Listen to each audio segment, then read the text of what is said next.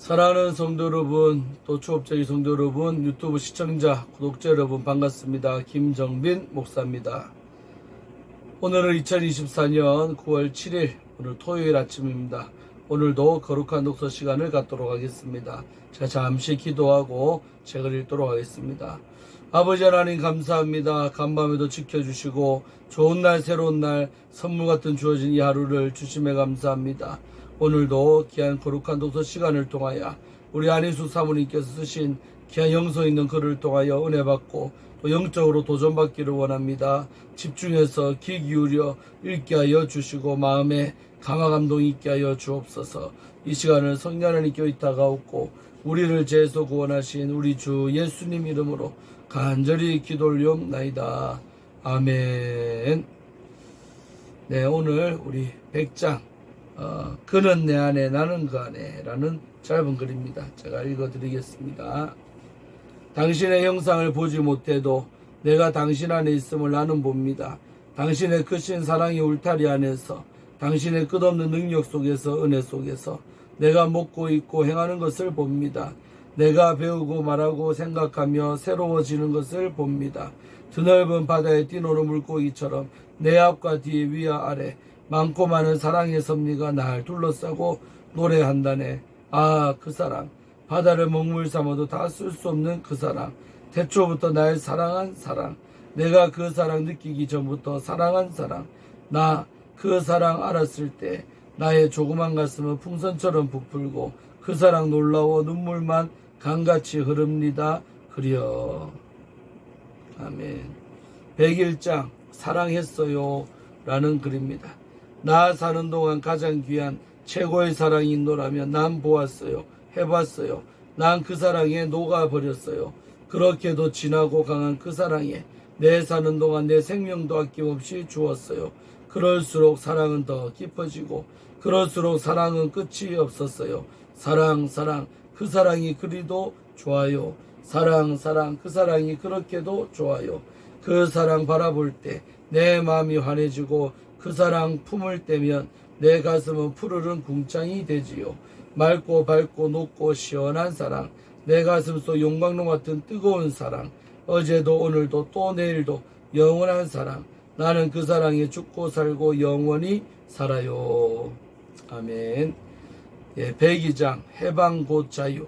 해방되었노라 자유하라. 나는 나무 형틀 위에서 선언되고 터지는 아픈 가슴으로 그 선물을 내 마음속에 깊이 간직했어요. 지나가는 많은 군중이 외면하는 선물이 되었는데 나에겐 왜 그리도 놀라운 충격이 되었는지요. 정중히 내 마음에 모시고 나는 두 손 번쩍 들고 환호성 높이어 반가이 맞이했어요. 나는 이 보혈 때문에 숨쉬고 나는 이 선물 때문에 살아요. 나는 해방되었어요. 나는 절대로 자유해요. 그 해방의 선언은 하늘의 선물이고 나의 그 자유는 하나님의 사랑이라오. 아멘. 우리 103장 요셉이가 읽겠습니다. 103장 생땡이 교역자.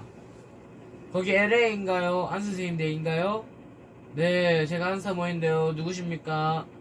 사정이 있어서 제 이름을 말씀드릴 수 없어요. 부탁이니 어딘가도 묻지 마시고 제가 엿주는 말에만 도움 주시면 감사하겠어요.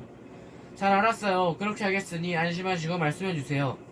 사모님, 시기심 많고 욕자라고 남 미워하기 사르는 전도사는 목사가 되어서는 안 되지요? 거듭나지 못한 분이면 목사가 될 수 없다고 생각해요. 네, 그 말씀이 맞겠죠. 저도 그렇게 생각은 했지만 혹시 제 생각이 틀렸나 해서 사모님께 여쭤보는 것이에요. 사모님 댁 전화번호를 겨우 찾아서 이렇게 전화를 드리는 거예요. 그렇지만 그런 전도사라도 주님이 쓰시려고만 하면 언제든지 거듭나는 기적이 일어날 수 있어요. 그렇기 때문에 우리가 판단하는 것은 위험한 일이라고 생각해요. 아니에요. 이 사람은 신학교 시절에 벌써 거듭난 경험을 가지고 있어요. 신학교 때 거듭나서 울고불고 금식하고 산기도도 하고 그랬거든요. 그랬는데 미국에 와서 신학을 공부하면서 신앙의 변화가 왔어요. 그 뜨겁던 신앙이 얼음장같이 식어버렸어요. 전도사로 있는 지금까지도 언제나 불평만 해요, 사모님. 그 사람이 바로 제 남편이에요. 우리는 신학생 시절에 만나서 결혼했어요. 그리고 둘이서 함께 목숨을 걸고 주님의 일을 하다가 천국에 가서 상급을 얻자고 약속했어요. 저는 신학교를 졸업하지도 못하고 남편을 따라 미국에 왔어요. 남편은 장학금으로 미국 신학교에 들어가고 저는 아이들을 기르며 생활비를 벌기 위해 일하러 다녔어요. 하지만 저는 이런 고생 속에서도 희망을 가지고 살았어요. 그런데 어느 날 어떤 목사님이 찾아오셨어요. 그분은 남편에게 자신이 개척한 교회에서 목회 일을 하라고 하셨어요. 그래서 학교를 그만두고 짐을 챙겨 그 교회로 갔어요. 물론 목사님은 다른 곳으로 가시고 우리가 교회를 떠맡았어요. 교인은 7, 80명 정도 될 거라고 듣고 왔는데 와서 보니 아이들이 한 20명 정도 되고 어른은 50명 정도 될까 말까 했어요. 더구나 대부분 이 교회 저 교회를 왔다 갔다 하는 것이에요. 이곳에는 한국인 교회가 여럿 있어요. 그중 두 교회는 신자가 수백 명 정도이고 다른 몇몇 교회는 우리 교회보다 신자가 조금 더 많은 것 같아요. 제 남편은 처음부터 이 교회에 온 것을 마땅치 않게 여기고 투덜대면서 속아서 왔다고 그 맡겨준 목사님을 원망하는 거예요. 더구나 장학금을 받을 수 없는 형편이 되었기 때문에 신학교로 다시 돌아갈 수도 없었어요. 또 저도 다니던 직장을 그만두고 왔기 때문에 여기서 직장을 얻지 않으면 안 되는 형편이었어요. 교회에서 목사님에게는 월급을 드렸지만 전도사에게는 생활할 수 있는 충분한 돈을 주지 못하기 때문이에요. 사실 헌금해서 교회 집세를 물고 교회 비용을 제하고 나면 우리에게 줄 수 있는 돈이 남지를 않았어요. 그래서 결국 제가 일해서 생활해야만 했어요. 하지만 제 남편이 열심으로 기도하고 가르치고 교인들을 잘 돌보고 키우면 주님이 우리를 굶어 죽게 하겠어요? 그렇고 말고요. 어른이 50명이나 된다는데 더군다나 떠나가신 목사님은 없는 데서 개척하셔서 그만큼 길러놓으신 것일 텐데요. 그러게 말이에요. 한 사람도 없었던 가운데서 아이들까지 합해서 교인이 70명이나 되었다면 그 목사님이 얼마나 수고하셨다는 말이겠어요. 그래서 저는 남편을 개척하는 셈치고 열심으로 기도하고 성경 가르쳐서 교인들을 돌보자고 했어요. 그러나 그는 영판 딴소리만 하는 거예요. 딴소리? 뭐라고요? 자기는 목사가 아니라 전도사이기 때문에 사람들이 업신여겨 자기 설교는 잘 듣지 않고 또 사람들이 주일마다 떠나서 다른 교회로 간다고 그들을 미워하고 화를 내요. 그리고 한국에 있는 아는 목사님을 찾아가서 목사 안수를 받고 와야 목회를 할 수 있다면서 한사코 가겠다고 고집을 하는 것이에요. 사실 한국에 갈 돈이 어디 있어요? 이렇게 선생님께 전화하는 것도 여기 권사님 한 분이 제 사정을 아시고 전화를 할 수 있게 주선을 해주셨기에 하는데요. 그러시면 중요한 말씀만 하세요. 네 사모님, 중요한 말만 하겠어요. 제 남편은 어떻게나 시기가 많은지 다른 교회들이 크고 잘 되는 것을 아주 못 견뎌해요. 그 교회들을 허주들 뿐만 아니라 사사건건 목사님들을 비방하죠. 물론 공공연하게 비방하지는 못하지만 기회만 있으면 자신의 시기심과 미워하는 마음을 드러내고 말아요, 사모님. 옆에서 그 말을 듣는 저는 진땀이 나고 사람들 보기가 민망해서 견딜 수가 없어요. 제가 남편에게 그러는 것이 아니라고 권면의 말을 하면 남편은 화를 내고 얼굴을 붉히며 듣기 싫다고 소리를 지르니 이제는 어떻게 할 도리가 없어요. 사모님, 그런 사람도 하나님이 쓰실까요? 목사가 될 수 있을까요? 그런 상태에서 목사가 되면 교인들이 비참해지고 자기 자신도 불행해질 것 같네요. 그렇지요. 제가 보기에도 목사가 되어서는 안 될 것 같아요. 정신 상태가 삐뚤어진 것 같은데 그런 그에게 성령님이 임대해 계실 수 있겠어요? 기도도 소홀하고 말씀도 공부하지 않고 텔레비 앞에서 앉아있는 그를 보면 무슨 결단이 있어야겠다는 생각이 들어요. 그러나 제가 어떻게 해야 할지 판단을 할 수가 없어요. 지금 그의 생활 상태와 언사를 보면 그는 도저히 목회할 수 있는 사람이 아닌 것 같아 보여요. 더욱이 요즘 신문에서 목사가 살인하고 감옥에 간 사건을 보니 더 두려운 생각이 들더군요. 목회 못할 사람이 목사가 되어 살인을 했으니 그동안 영적으로는 얼마나 많은 살인을 했을 것인가 하는 생각이 들었기 때문이에요, 사모님. 좋은 조언을 해주시면 참 고맙겠어요. 아까도 말씀드렸지만 만일 그가 주님이 택해 세운 목자라면 거듭난 경험도 있으니 다시 한번 새 사람이 될 수도 있겠지요. 그렇지만 부부보다 더 가까운 사람이 어디 있겠어요? 부인이야말로 남편을 가장 잘 아는 분이고 또 신학 공부도 하셨다니 기도해보시고 주님이 인도하시는 대로 따르세요. 그런데 사모님, 마음이 너무 상해서 기도도 제대로 안 되고 앞이 캄캄하기만 해요. 어떻게 하면 좋을까요? 아니, 교회 사모님은 길 잃은 양들이 앞이 캄캄한 일을 다녔을 때 도와줘야 하는 분인데 뭘 그러세요? 정신 바짝 차리고 결사적으로 기도하세요. 저도 기도해 드릴 테니까 죽으면 죽으리라는 각오를 가지고 열심히 기도하세요. 천지간에 도움을 주실 분은 주님밖에 없다는 사실을 우리는 잘 알고 있잖아요. 저희를 위해서 기도로 도와주세요. 그런데 사모님, 제 남편에게 목회일을 그만두자고 하면 죄가 될까요? 목회일을 안 하면 무슨 다른 일을 할 수 있나요? 무슨 기술이라도 있는가 말이에요. 그분은 중국 요리를 배웠기 때문에 요리사로 취직할 수 있어요. 만일에 그분이 목사가 되어서 교회를 망치려니 도리어 요리사로 취직을 하여 생활하면서 교회를 도우면 죄가 될까요? 자비량하면서 열심히 주님의 일을 했으면 도리어 좋을지도 모르지요. 그러나 중국 요리집에 취직을 하면 주의를 지키지 못할 수도 있지 않을까요? 그러니까 제가 남편과 같이 중국집에 취직을 해서 열심히 일을 해주면 주의를 지키게 해주지 않을까요? 저는 중국집에서 웨이트레스로 일한 적이 있는데 그곳에는 요리사가 몇 사람 있었어요. 그래서 번갈아 가면서 쉬었거든요. 밤늦도록 일을 하면 혹 가능할지도 모르겠어요. 혹 불가능할지도 모르잖아요. 그래서 동지를 구해 음식점을 경험했으면 해요. 그러면 주일에는 음식점 문을 닫고 쉴 수 있으니까요. 그런데 신앙을 공부한 사람들이 식당을 하면 벌을 받지 않을까 하는 걱정 때문에 막상 이를 추진하기가 좀 두렵네요. 기도를 철저하게 한 후에 결단을 내리셔야겠네요. 주님이 하지 말라고 하셨는데 자기 고집대로 하면 죄가 되지만 하라 하시면 해도 되는 것이에요. 어지간히 기도해서는 안 될 것 같네요. 정말 그럴 것 같아요.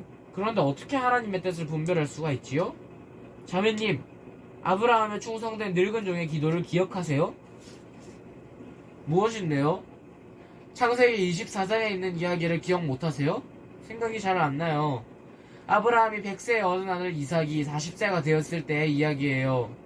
그가 자기 아들을 장가 보내기 위해 어떤 방법으로 며느리감을 구하였는지 기억 못하세요? 아, 네, 이제 기억이 나네요. 그렇지만 사모님이 자세히 말씀해 주세요.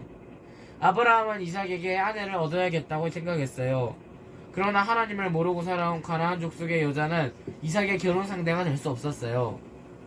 그래서 그는 고민하기 시작했어요. 그러던 중 하루는 늙은 종 엘리에셀을 불러 자신의 고향에 가서 이삭의 아내를 구해오라고 부탁을 했지요.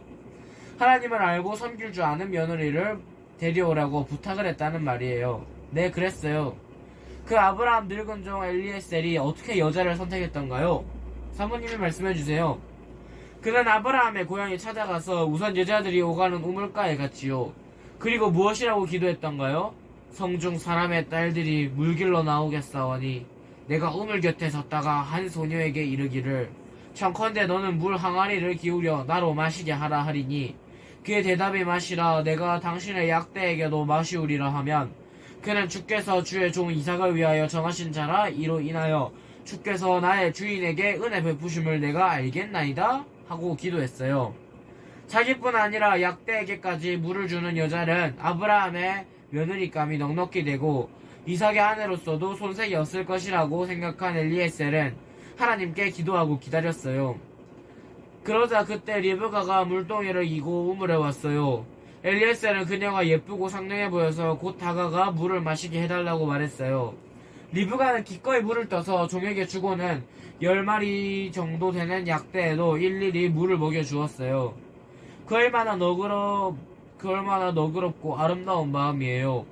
그녀는 생긴 모양처럼 마음도 아름다운 것이었어요. 그래서 종은 곧 그녀의 이름과 또 누구의 딸인지를 알아본 후에 예물을 주었어요. 그것으로 인하여 그는 초청을 받아 리브가의 집에 가게 되었지요.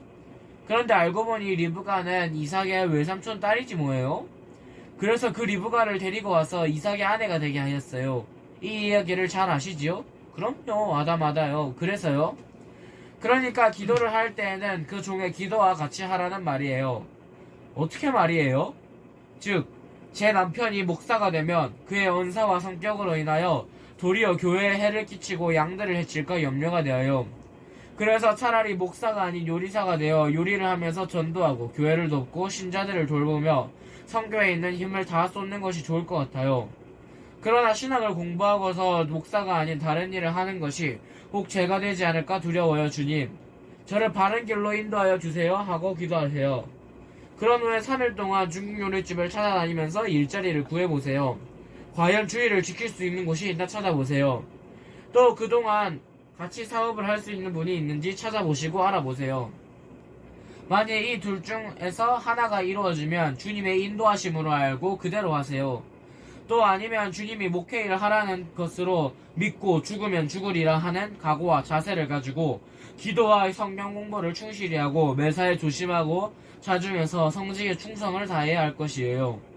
목회자는 사람의 뜻이나 취미나 환경으로 되는 것이 아니라 하나님의 부르심을 받은 사람만이 하는 것이기 때문에 여간 중요한 일이 아니지요.